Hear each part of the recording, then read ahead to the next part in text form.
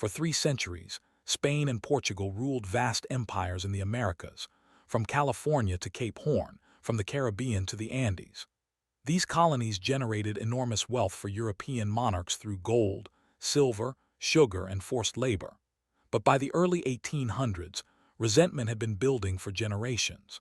Colonial subjects, born in the Americas but treated as second-class citizens, watched the American and French revolutions with growing interest.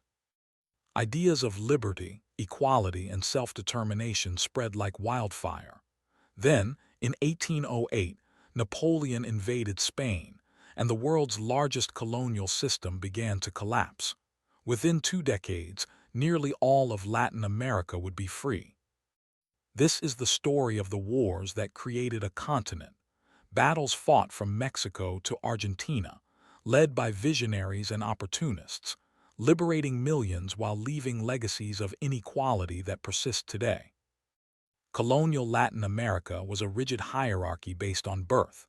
At the top were peninsulars, Europeans born in Spain or Portugal who held the highest government and church positions. Below them were criollos, people of European descent born in the Americas. Though often wealthy landowners, criollos were excluded from top positions and resented peninsular privilege. Mestizos, people of mixed European and indigenous ancestry, formed a growing middle class. Indigenous peoples, though the majority in many regions, occupied the lowest social positions, forced into labor on plantations and in mines. Enslaved Africans, brought by the millions, had no rights at all. This system bred resentment. Criollos, despite their wealth, saw their opportunities limited by birth location. Enlightenment ideas filtering in from Europe and North America challenged the legitimacy of monarchical and colonial rule. The successful American Revolution showed that colonies could defeat European powers. The French Revolution, though it descended into terror, demonstrated that old social orders could be overthrown. Then came the Haitian Revolution. In 1791, enslaved people in the French colony of Saint-Domingue rose up. After years of brutal warfare, they defeated French, Spanish, and British forces. In 1804, Haiti became the world's first black republic and the second independent nation in the Americas. The revolution terrified slaveholding elites throughout the Americas, but inspired enslaved and oppressed people everywhere. The impossible had become possible. The spark for Latin American independence came from an unexpected source: Napoleon. In 1808, Napoleon invaded Spain, forced King Ferdinand VII to abdicate, and placed his brother Joseph on the Spanish throne. This created a legitimacy crisis throughout Spain's American empire. Who should colonists obey? A usurper imposed by a foreign conqueror? Or should they remain loyal to the deposed Ferdinand? Or perhaps govern themselves? Initially, many criollos established juntas, local governing councils, claiming to rule in Ferdinand's name until he was restored. But these juntas quickly became vehicles for self-governance. Once people tasted autonomy, they were reluctant to surrender it. Meanwhile, Spanish authorities attempted to suppress the juntas, triggering armed conflicts. What began as a succession dispute evolved into wars for independence. The independence movements weren't unified. Each region had its own timeline, leaders, and character. Spanish America fragmented into separate campaigns rather than presenting a united front. Simón Bolívar, the era's greatest independence leader, dreamed of a united Spanish America, but geography, regional rivalries, and competing ambitions made unity impossible. The first major uprising came in Mexico. On September 16, 1810, a parish priest named Miguel Hidalgo issued the Grito de Dolores, the cry of dolors, calling for independence, land reform, and an end to slavery. His message resonated with indigenous peoples and mestizos who had suffered under colonial rule. Within weeks, Hidalgo commanded 80,000 poorly armed but passionate followers. They marched toward Mexico City, terrifying the Spanish and Criollo elite. But Hidalgo's movement frightened wealthy criollos as much as it did the Spanish. His calls for radical social change threatened their land and wealth. At Calderón Bridge in January 1811, Royalist forces defeated Hidalgo's army. Hidalgo was captured, defrocked, and executed. His severed head was displayed publicly as a warning. Another priest, José María Morales, continued the fight with better military strategy and a clearer political vision. He convened a Congress that declared independence in 1813 and drafted a constitution abolishing slavery and caste distinctions. But Morales too was captured and executed in 1815. The Mexican independence movement seemed crushed. Ironically, Mexican independence would be achieved by conservatives, not revolutionaries. In 1820, a liberal revolution in Spain alarmed Mexican conservatives who feared losing their privileges. Agustín de Iturbide, a royalist military officer, switched sides and negotiated independence with remaining rebel forces. In 1821, Mexico became independent, not through radical revolution but through conservative consolidation. Iturbide briefly became emperor before being overthrown. Mexico's independence secured, but land remained concentrated, indigenous peoples remained marginalized, and social inequality persisted. Meanwhile, in South America, independence movements followed different paths. Venezuela became the cradle of Spanish-American independence, producing its two greatest liberators, Simón Bolívar and Francisco de Miranda. Miranda was the precursor, a Venezuelan Criollo who fought in the American Revolution and French Revolution. Miranda spent years seeking support for Spanish-American independence. In 1806, he attempted an invasion of Venezuela but failed for lack of support. When Napoleon invaded Spain in 1808, Miranda saw his opportunity. Venezuela's first junta was established in 1810, and in July 1811, Venezuela declared independence, the first Spanish-American territory to do so. Miranda led Venezuelan forces against Spanish loyalists but was defeated. After signing a treaty with the Spanish, he was accused of betrayal by his own officers, including a young Simón Bolívar. Miranda was arrested and died in a Spanish prison in 1816. His failure taught Bolívar crucial lessons about leadership and loyalty. Simón Bolívar, born to a wealthy Caracas family in 1783, would become Latin America's most iconic revolutionary. Educated in Europe, influenced by Enlightenment philosophy, and inspired by Napoleon, Bolívar devoted his life to liberating Spanish America. After Miranda's failure, Bolívar led a campaign that briefly liberated Venezuela in 1813, earning him the title El Libertador, the Liberator. But Spanish forces counterattacked, and Bolívar was forced into exile. The turning point came in 1819, after years of defeats and exile. Bolívar conceived a daring plan. His army would cross the Andes Mountains, through freezing passes over 13,000 feet high, to surprise Spanish forces in New Granada, modern Colombia. The march was brutal. Soldiers, many barefoot and poorly clothed, struggled through ice and snow. Hundreds died from cold and altitude. But the survivors emerged in New Granada, where they defeated Spanish forces at the Battle of Boyacá in August 1819. New Granada was liberated. Bolívar then created Gran Colombia, uniting Venezuela, New Granada, and eventually Ecuador into a single republic. It was his vision of a united Spanish America in action. In December 1819, he was elected president. But Bolívar's dream of unity would ultimately fail. Gran Colombia dissolved in 1830 due to regional rivalries and competing ambitions. Bolívar's greatest military achievement came in 1821-1824. He returned to Venezuela, defeating Spanish forces at Carabobo in June 1821, securing Venezuelan independence. Then he turned south to liberate Ecuador, winning decisively at Pichincha in May 1822. With northern South America free, Bolívar looked further south to Peru, the heart of Spanish power in South America. Peru was crucial. Lima, Peru's capital, was the Spanish viceregal center. The Spanish military concentrated there. Liberating Peru would break Spanish power in South America, but it would require help. Enter José de San Martin, the Argentine general who had already liberated his own country in Chile. San Martin's path to independence was different from Bolivar's. Argentina's independence movement began in 1810 with the May Revolution in Buenos Aires. The United Provinces of the Rio de la Plata declared independence in 1816.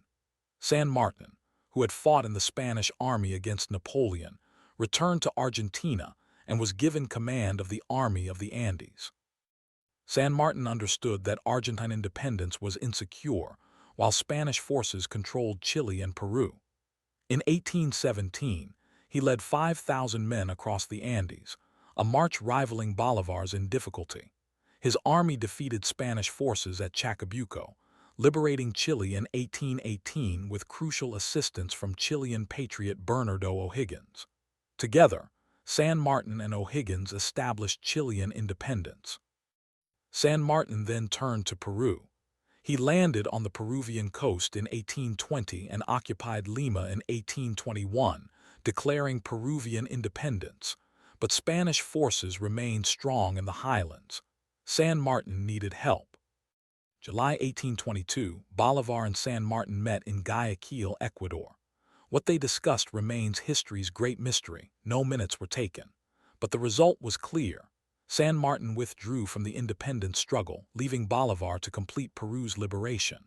Why San Martin withdrew, whether from disagreement over political visions, recognition of Bolivar's superior forces, or exhaustion, remains debated. San Martin retired to Europe, dying in France in 1850. Bolivar took command. In 1824, his lieutenant Antonio José de Sucre won the decisive Battle of Ayacucho in the Peruvian highlands. Over 5,000 Spanish soldiers surrendered. Spanish military power in South America was broken. Upper Peru was liberated and became Bolivia, named for Bolivar. By 1825, Spain controlled only Cuba and Puerto Rico in the Americas. Brazil's independence followed a different, less violent path. When Napoleon invaded Portugal in 1807, the Portuguese royal family fled to Brazil, making Rio de Janeiro the empire's capital, unprecedented in colonial history. King João VI returned to Portugal in 1821, leaving his son Pedro as regent. But Portugal's government attempted to reduce Brazil back to colonial status, angering Brazilian criollos. On September 7, 1822, Pedro declared Brazilian independence, reportedly shouting "independence or death." He became Emperor Pedro I, maintaining monarchy rather than adopting republicanism.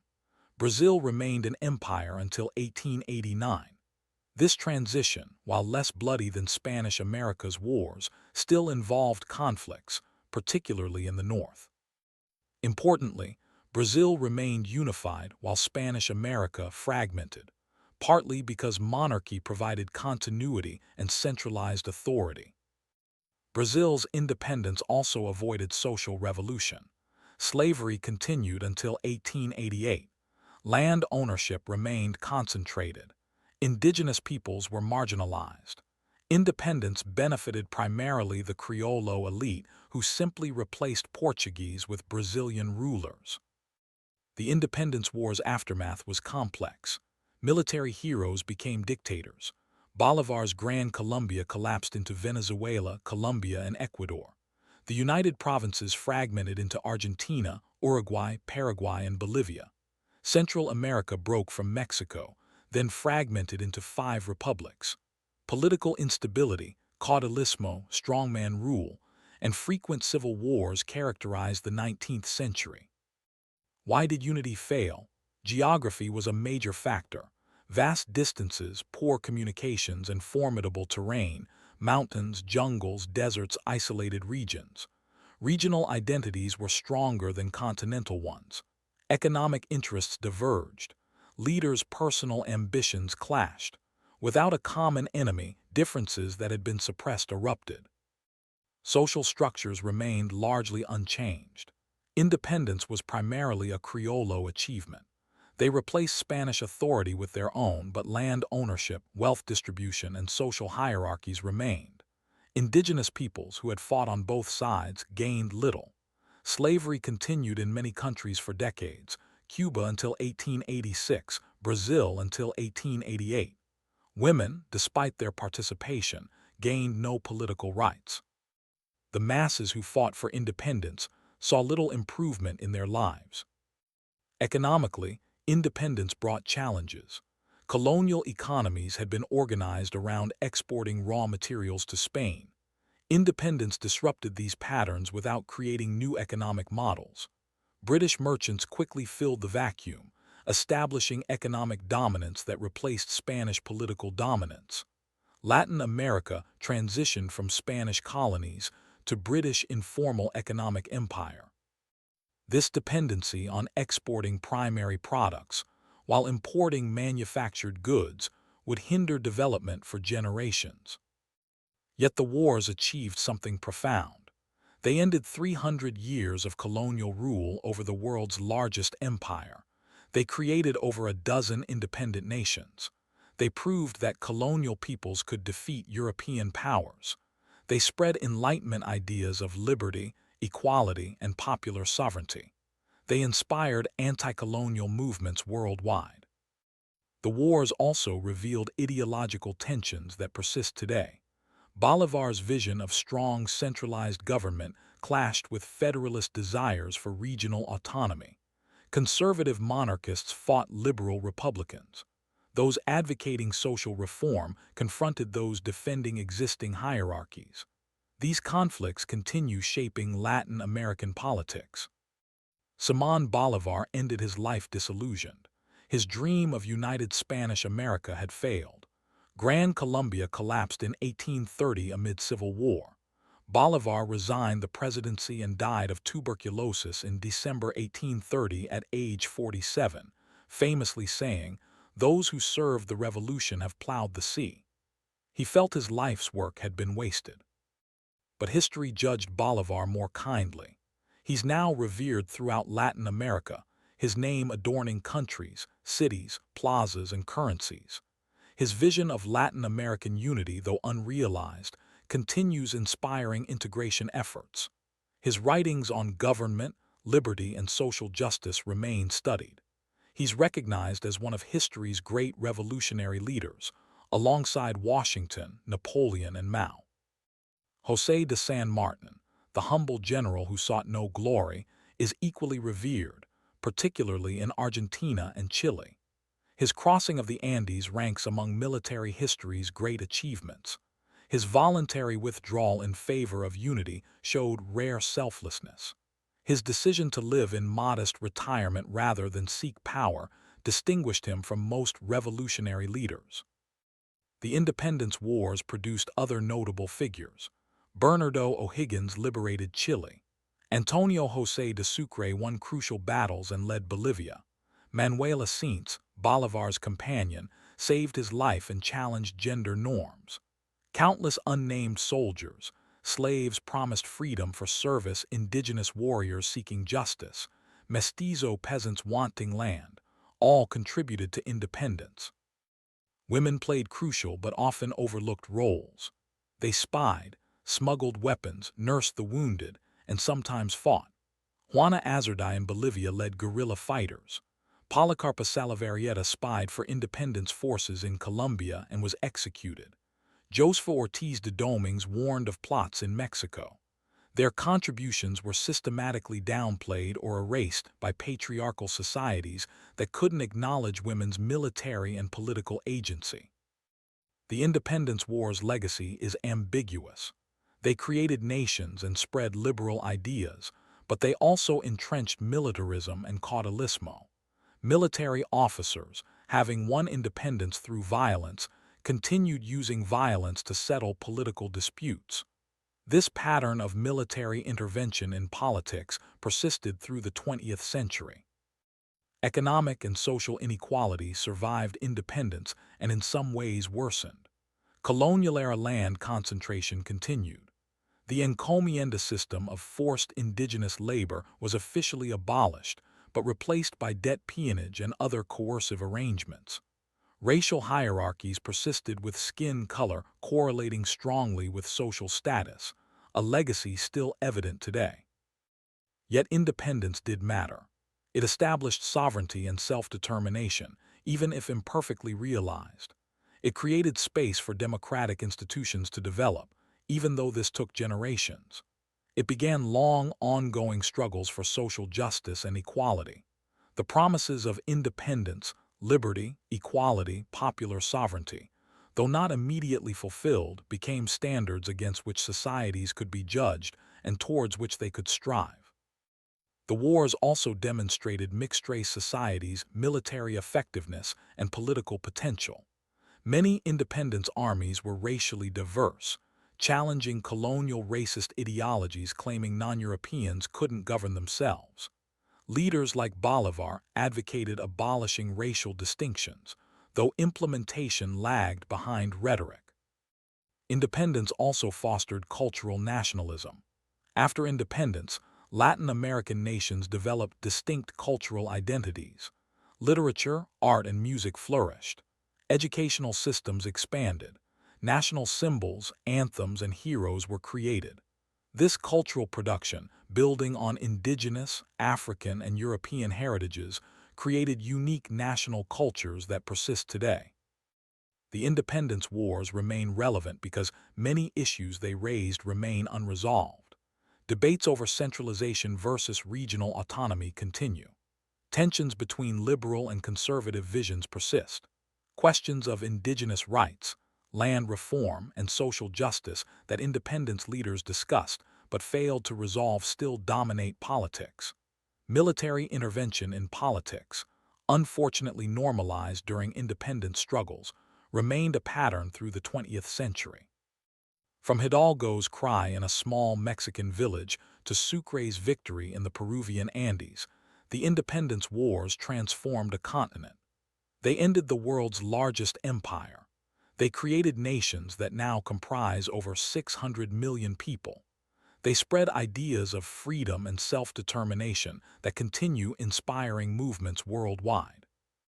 The wars were messy, contradictory, and incomplete revolutions. They liberated nations but often left people enslaved. They proclaimed equality while maintaining hierarchies. They promised liberty while establishing dictatorships. Yet they fundamentally altered Latin America's trajectory, replacing colonial rule with self-governance and creating possibilities for further change. Today, Latin American nations face different challenges: economic inequality, corruption, violence, environmental destruction. But they face them as sovereign nations, not colonies. That sovereignty, won through years of brutal warfare and incredible sacrifice, was the independence war's greatest achievement. The liberators Bolivar, San Martin, Hidalgo, Morelos, O'Higgins, Sucre, and countless others weren't perfect. They were products of their time, often contradictory, sometimes hypocritical. But they dared to imagine Latin America free from colonial rule and fought to make that vision reality. Their courage, sacrifice, and vision created modern Latin America. The struggle continues. The independence wars didn't solve Latin America's problems. They simply made it possible for Latin Americans to solve their own problems. Economic dependence replaced political colonialism. Social inequality persisted. But the foundation was laid for ongoing struggles for justice, dignity, and genuine independence, not just from Spain but from all forms of oppression. From Mexico to Argentina, statues of liberators stand in city plazas. Their faces adorn currency. Their names mark streets and schools. They're remembered not because they created perfect societies, but because they proved that colonial rule could be defeated, that people could govern themselves, that change was possible.